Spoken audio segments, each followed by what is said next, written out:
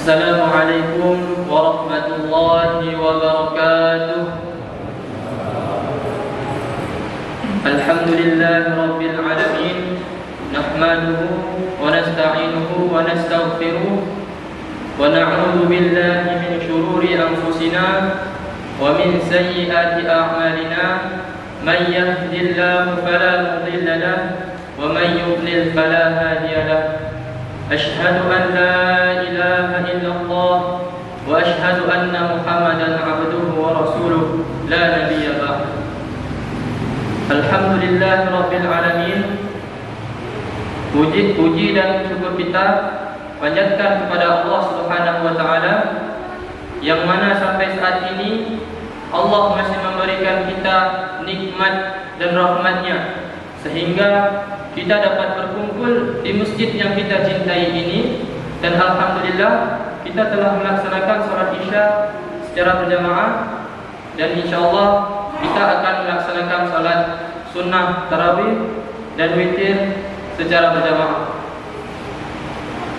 Salawat serta salam tidak lupa pula kita sajikan kepada Nabi besar Muhammad sallallahu alaihi wasallam, yang mana beliau telah berhasil mengubah alam ini dari alam jahiliyah menuju alam yang penuh ilmu pengetahuan seperti yang saat kita rasakan sekarang ini. Bapak-bapak dan ibu-ibu sidang jamaah salat Isya, tarawih dan witir yang dimuliakan oleh Allah Subhanahu wa taala. Pada kesempatan yang berbahagia ini, saya akan mencoba menyampaikan sedikit tausiah yang berkaitan dengan maghfirah, ampunannya Allah Subhanahu wa taala. Jadi, bulan Ramadan merupakan bulan yang penuh dengan keistimewaan dan kelebihan dibandingkan dengan bulan-bulan yang lainnya. Pada bulan Ramadan, Allah menurunkan rahmat yang berlimpah untuk hamba-hambanya yang beriman. Allah menurunkan berkah, menurunkan maghfirah, serta menyeru kepada hamba-hambanya yang melakukan maksiat agar segera bertaubat dan meminta ampun kepada Allah Subhanahu wa taala. Allah Subhanahu wa taala juga memerintah kepada nabinya agar menyeru umatnya untuk segera bertaubat kepada Allah Subhanahu wa taala, sebagaimana firman-Nya dalam surah Az-Zumar ayat 53 hingga 54. A'udzu billahi minasyaitonir rajim. Bismillahirrahmanirrahim.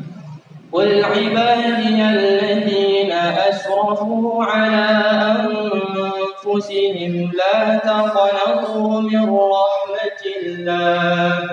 Innallaha yaghfirudz dzunuba jami'a. Innahu huwar rahmanur rahim. Wa anibu ila rabbikum wa aslimu lahu min qabli an ya'tiyakumul 'adzabu thumma la tunsarun. Katakanlah, wahai hamba-hambaku yang telah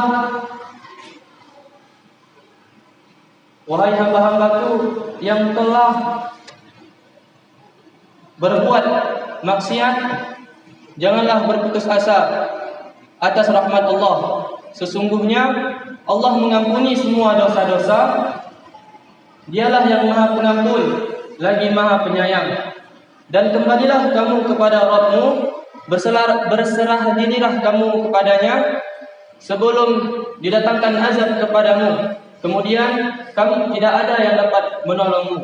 Quran surah Az-Zumar ayat 53 hingga 54. Dalam sebuah kajian Imam Hasan Al-Basri, hadirlah seorang penjahat. Beliau tidak mengenali penjahat tersebut, tetapi mengetahui namanya. Orang-orang menyebutnya dengan Atabatul Mughram, ya kalau tidak salah.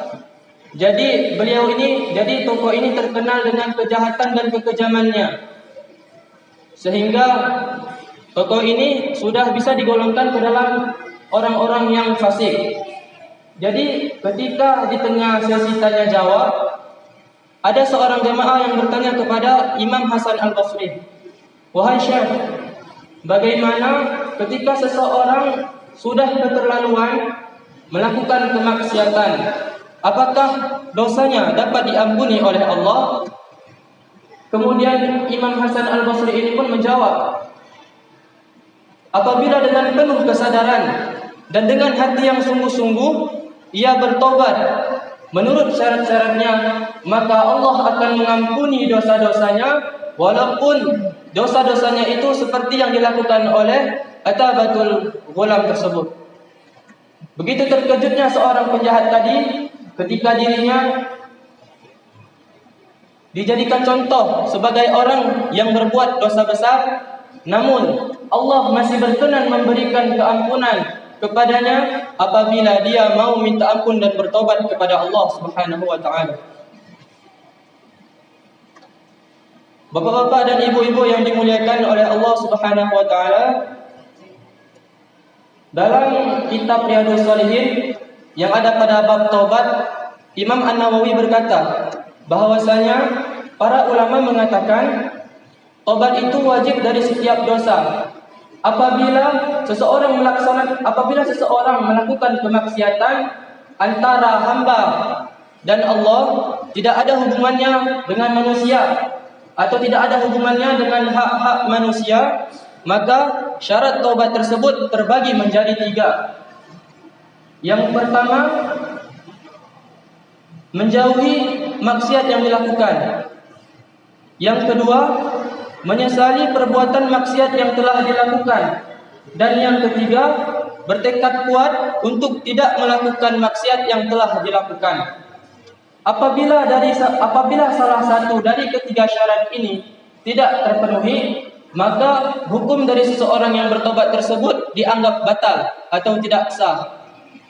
Dan apabila kemaksiatan yang dilakukannya itu berhubungan dengan manusia, berhubungan dengan haknya manusia, maka syarat taubat yang terdiri dari 3 tadi ditambah lagi menjadi 1, jadinya 4, yaitu 3 syarat yang baru saja disampaikan tadi, dan yang keempat yaitu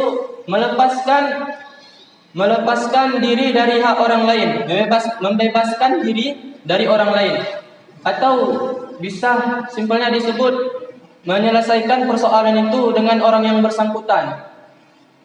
Apabila hak tersebut berkaitan dengan harta atau sejenisnya, maka wajiblah baginya untuk mengembalikannya. Apabila sesuatu tersebut berkaitan dengan tuduhan zina atau sejenisnya, maka ia wajib memberikan kesempatan untuknya, apakah untuk menghukumnya ataupun untuk meminta maaf kepadanya. Dan apabila merupakan ghibah atau ngomong-ngomong belakang itu, maka ia harus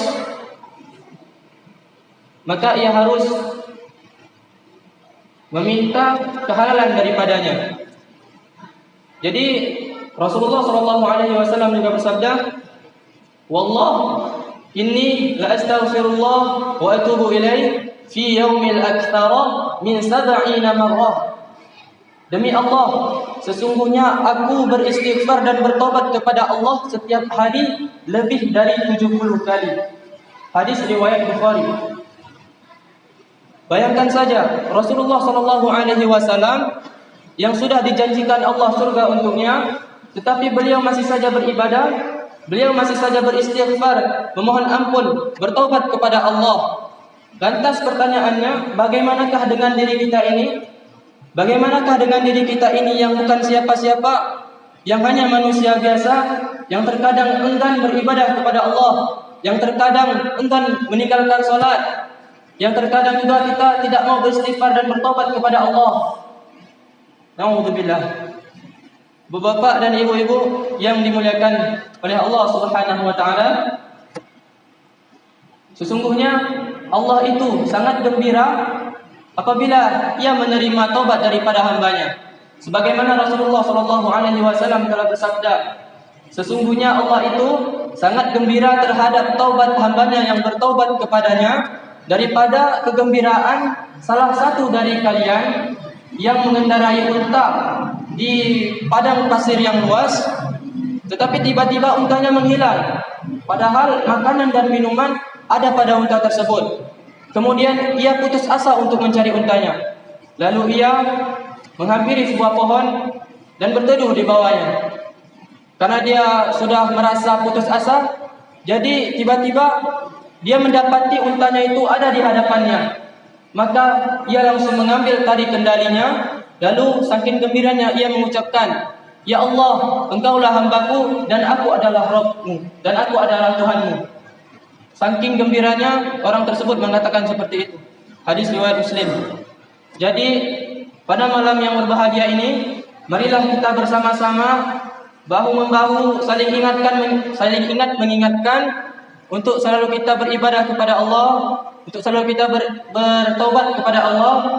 Karena sesungguhnya apabila kita berfikir bahwa dosa kita itu sangatlah banyak, dosa kita itu sangatlah besar, maka ketahuilah sesungguhnya ampunan Allah itu lebih luas daripada dosa-dosa kita. Jadi demikianlah yang dapat saya sampaikan pada kesempatan yang berbahagia ini. Semoga apa yang dapat saya sampaikan ini bisa bermanfaat bagi kita semua, dan semoga Allah menerima taubat kita dan menerima amal ibadah kita di sisinya. Amin. Amin ya rabbal alamin. Wabillahi taufiq wa hidayah. Assalamualaikum warahmatullahi wabarakatuh.